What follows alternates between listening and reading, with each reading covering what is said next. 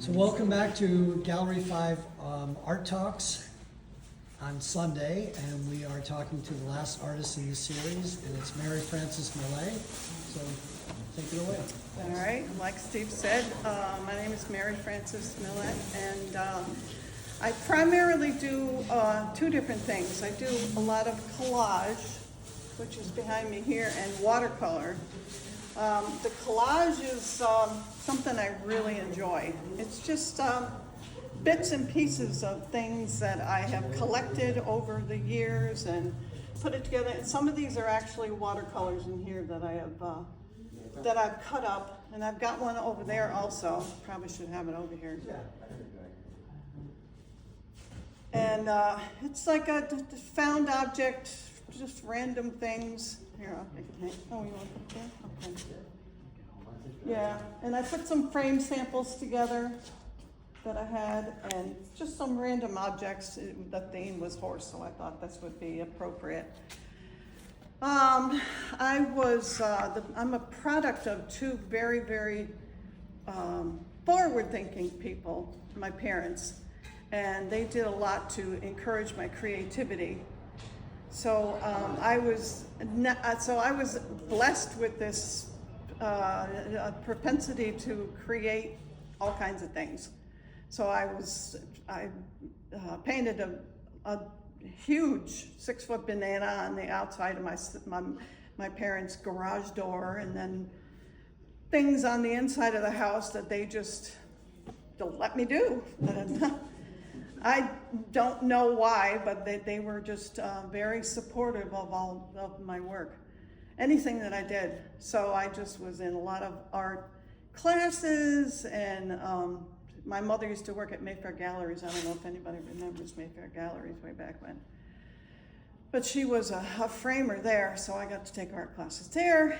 And fast forward, I started learning watercolor under Karen Rosasco, who is a phenomenal artist. And she taught me a lot about watercolor. So these are some of the pieces of watercolors that didn't quite make it. So rather than throw them out, I had painted so many things, and rather than throw them out, I just kind of cut them up and put them into different places. This is just one of them. I've got many, many more.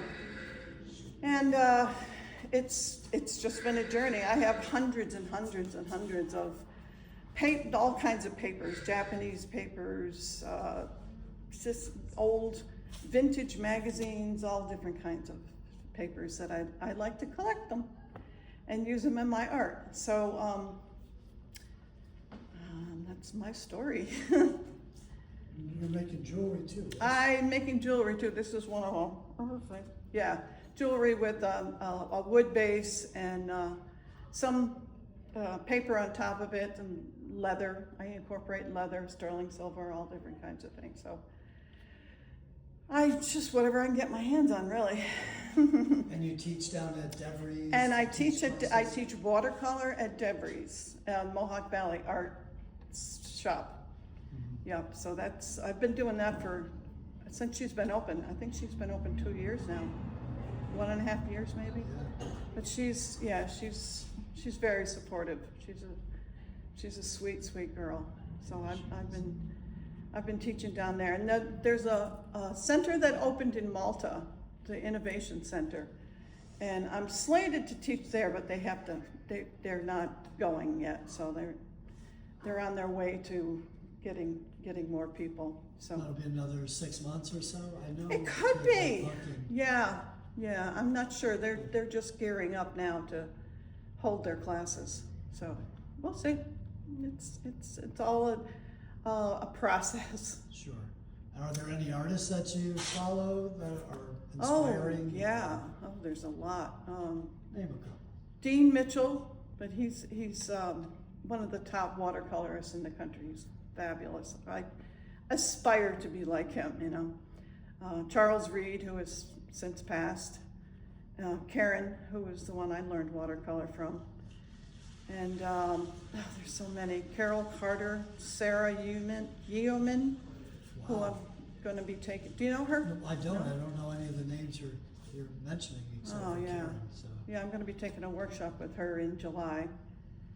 And I'm gonna be giving a workshop at the Art Center of Yates County in the Finger Lakes in July. So I've got my plate full for the summer. Well, that's good. Nice. Any more questions? So painting is the favorite versus the collage, or? That's a hard question because I switch back and forth all the time, you know? So I get a lot of painting done naturally in my classes. And then I have to create them first in order to bring them to the class, but I do love watercolor. It's the first thing that I ever painted was I started with acrylics and oils, but I learned watercolor when I went to a school in Maryland and loved it. Never went back. But then I started working with the collage, and I'm like, well, I got to choose. But who has to choose? I'm not going to choose. Right. You know. I like both of them. Your watercolor trees and your winter scenes are they're very appealing. Oh, thank you, thank you. Yeah, they're fun to do. I really enjoy it. It's a lot of fun. So we've seen your accomplishments with watercolor. We've seen you with published cartoon strips. We've seen you with the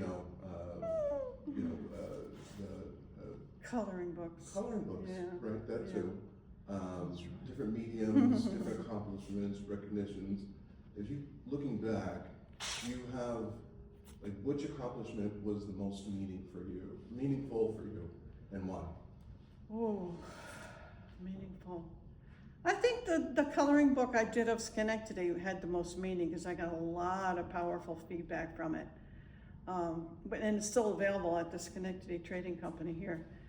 I'm a third generation Schenectadian, and I just have always loved this town. I was away from it for quite a while, and then I came back and I thought, there really isn't anything illustrating this town. I don't know why that is. You know, there's a lot of photographs like Larry Hart, you know, but I thought, well, the coloring book might be interesting, you know, so I did it. And it was met with a lot of feedback, a lot of positive feedback. So I forgot about that. It's quite nice. yeah, Very nice.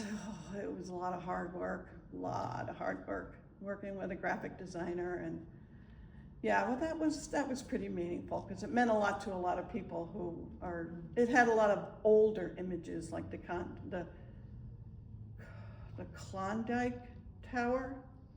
It was before my time, but I is guess that the spiral? the spiral that went to for bikes? GE. Yeah. Yeah. So Huh.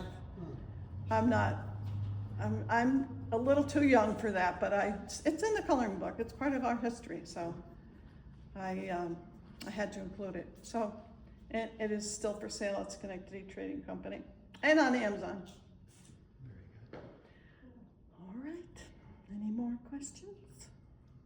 So over years of time of producing in different kinds of mediums and with teaching the process and things like that, how do you keep your drive? How do you keep your process fresh and maybe introspective? And how do you keep that palatable to your students? And how do you continue to find worth and value in the process of producing art and then teaching art over so many years of time? How do I maintain it? Wow. I get a lot of feedback. Every person that I talk to has encouraged my work. I mean, not everybody, but there are a lot of people that have encouraged my work. And I actually really, sometimes when I'm on social media, I'm posting in spite of it because I just want to see a reaction to something, you know? I don't really care about the reactions, but I like to see what different people what they see in the different things. What motivates me? I don't know, it's just a drive in artists that they have to create. The switch that won't click off. The right? switch.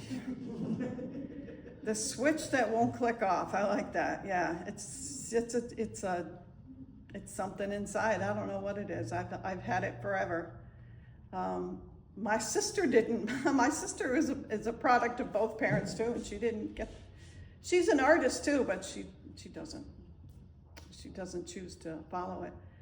But it's just something I can't stop. It's like breathing.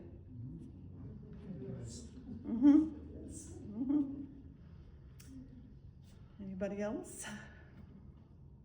Thanks, Mary Frances. Sure. Thank you very much. And thanks to all the artists and friends, family, for coming out. Absolutely.